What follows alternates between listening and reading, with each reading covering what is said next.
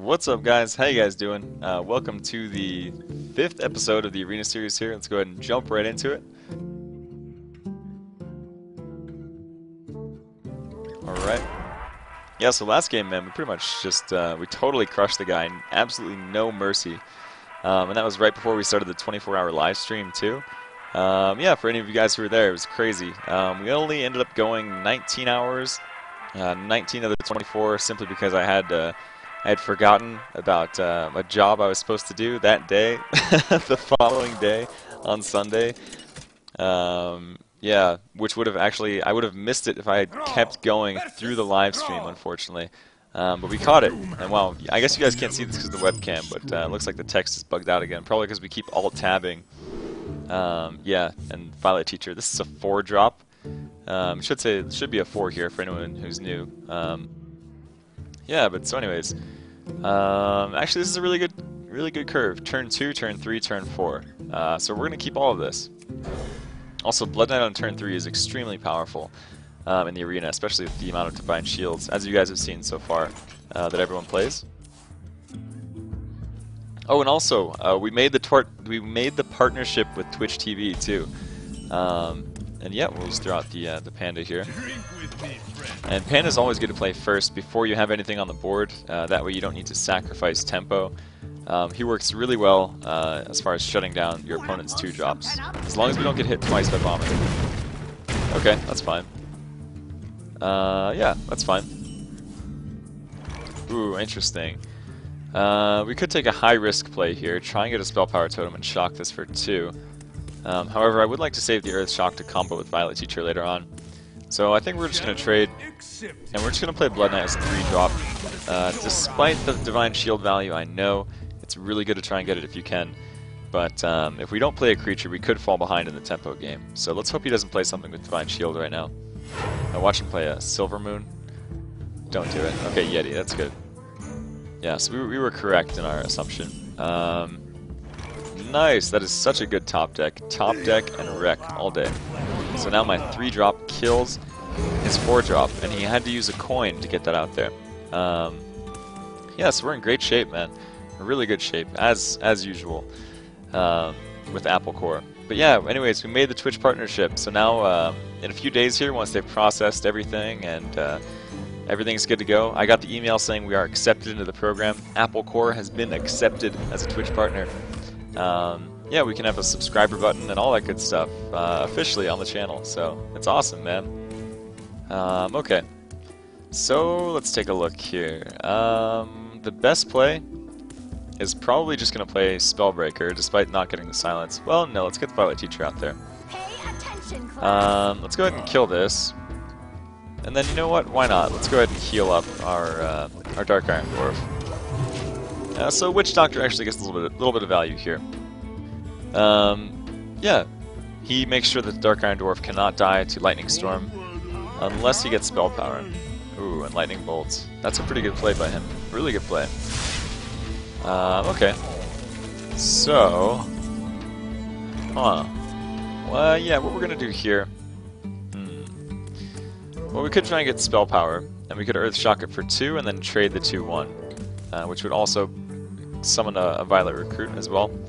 I think the better play would probably just be, the safe play would be to Doom Hammer and hit it once, and then trade the Witch Doctor. Yeah, so we're gonna do that instead. Next turn we'll have 7 mana, Overload for 2, meaning we'll have 5 effective for Spellbreaker and Earth Shock, so we'll do that instead. We'll trade the 2/1, and we will hit it once. And keep board control. And then just go for face again. Yeah, and we'll save the Earth Shock until we really need it on something. Yeah, we have board control, we have a 3/5 and a Doom Hammer equipped. He has nothing, and we are equal on health. He does have a slight card advantage, though. Earth Shock comes in handy here, definitely. Or Hex. I could Hex it with Totem. Or I could Earth Shock it. Well, we couldn't really kill it. Let's try and get Spell Power. If we don't get Spell Power, I'll Hex it. I could also just use Spellbreaker, but I wouldn't want to take the damage, so...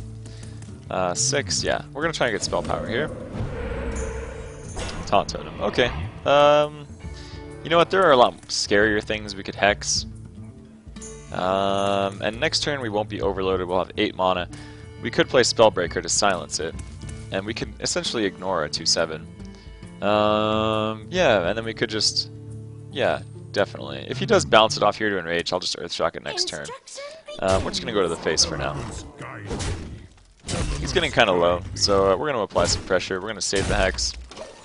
There are much scarier things that, to Hex in the future, I believe. A 2/7 does not scare us, especially when we're going to be able to silence it for the damage buff.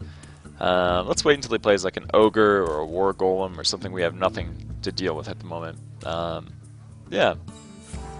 17 health. Yeah, I like our chances. That's a little bit unfortunate. Forked Lightning for 3, and now we can kill it with a 2/7. Ouch. Damn. That's really rough for us. That is really rough. Well, we could try and get the Spell Power Lightning Storm. Wow, we get so much value right now. So much value. Yeah, I mean, we really just kind of... Yeah, and if we don't get Spell Power, we can always just Earthshock and Lightning Storm. Well, you know what? We could just Earthshock and Lightning Storm anyways. And if we... well, it would go back down to 2. So if the Lightning Storm doesn't kill it, we can just hit it with our hammer. And this way we can play Drake, I believe. 4, 5, 6, 7, 8. Yeah, so we'll play the Drake first. We will Earthshock the Gurubashi. And now we will Lightning Storm to clear the board.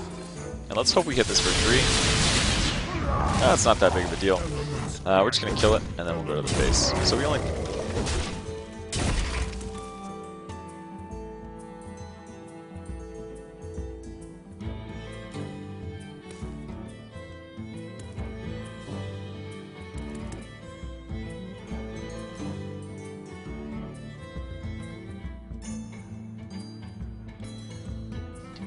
yeah, and he's at 15 health, so we're also 7 ahead on life.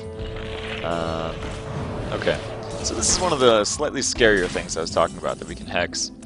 Yeah, so we will go ahead and Hex it, and Hex doesn't have overload, so there's no point in playing the Elemental first. If I wanted to, I could silence my Drake, and then trade and hit it with Hammer. But I'd much rather just keep my Drake at 5 health. I think it's clear he doesn't have a silence to use on it. Yeah, so we'll just do the Hex.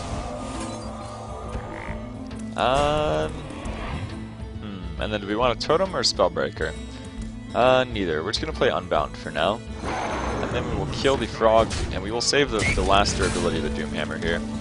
To probably use it on the board, or to his face if we get, you know, like a Rockbiter weapon. We'll see. You know, even though Rockbiter is better if we have 2 charges, yeah, it's possible he could play a creature that I would want to use it on myself with, and keep my minions alive, so... we will see here. He does have 9 mana, and I am going to be overloaded. No, actually, next turn I'm not going to be overloaded, and I'm going to have 10 mana as well, so... Okay, there's his first Hex. Does he have anything to deal with this, though? Well, I guess there's not much to deal with, because I don't really have any overload to buff this elemental up. There's a lot of stuff he could play that would cause a lot of trouble for me right now. Let's just hope he doesn't have it. Ooh, that was one of the things I was thinking about. That was one of the things I was afraid of. Oh, but that's good. Okay. So, we can just do this. And I think we're just going to silence our Ogre to put a 4/3 on the board. To put more stats on the board, yeah. Your magic shall not save rather than summon a Totem. Yeah. And then we're just going to go to the face with our Elemental. And we're going to hope he doesn't have a Lightning Storm, or we're going to hope that he can't get Spell Power with a Lightning Storm. And then next turn we could potentially have Lethal if he can't get through this taunt right here. We do have Lethal on the board, so he has to clear it, or else we win. Or he has to put up a taunt as well, and hope that I don't draw another silence to get through the taunt, most likely. Either way, we're in a good position, and once again, this is why you want to have some late game in your deck. So that, you know, in a top decking situation like this, you have no cards in hand, but you have momentum. And I'm doing the claw, if anyone remembers from the stream, we did what's called a Dragon Riot. We played Dragon Force, you know, like Through the Fire and Flames song, and we played a deck based purely on dragons. And one of the most epic games is highlighted on Twitch TV as well if you want to check that out. It's pretty good. I'll put it in the description below for you guys. But anyways, in a top decking situation like this, you always want to have some big creature you can just grab and throw on the board that turn immediately. It's really crushing for them, especially if they just use their removal like a Hex on a weaker creature like this. And then as soon as they play that, we top deck an Ogre. So yeah, let's see if he has the removal spell. Oh, okay. Yep, that works. Then he'll use it on the 4/3. Okay, so we have 6, 7, 8, 9, 10. He's at 13 life. If we draw a Lightning Bolt, we win. Let's hope for it. As long as he doesn't get a Taunt Totem. Okay, so Lightning Bolt and we win. Bloodsail Raider. Oh, well that's good to have while we have Doomhammer equipped, so let's play that first. Summon a Totem.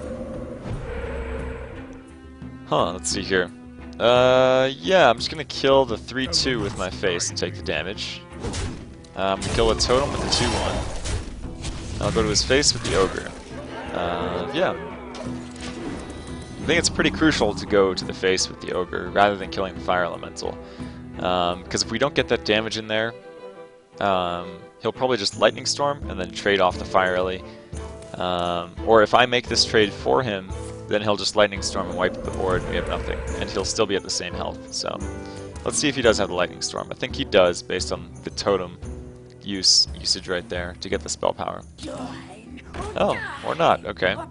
So he'll trade into the Ogre and try and draw a Lightning Storm desperately. Does he get it? If he doesn't, he concedes, I think. Yep. Nice. Good stuff, man. So another victory for Applecore, as usual. Yep, we're doing good, man. We're doing good. Up to 4 wins now with this deck. Yep, good stuff, man. So let me go ahead. Alright, so yeah, thank you guys for watching, I appreciate it, and hopefully if you enjoyed this video, you will like and subscribe to the channel as well. I post a new Hearthstone video almost every day. You know, yesterday I didn't after the 24-hour live stream, so but hopefully you got some more content instead of the YouTube video from that live stream, technically only 19 hours. But I try to produce as much content as I possibly can for you guys. Hopefully you enjoy it too. And I also have a vlog channel as well if you're interested in just knowing what's going on in my life. So yeah, good stuff. Thank you guys for watching again, Applecore. Yeah, and I will see you guys tomorrow on live stream and for the YouTube video. See you guys then.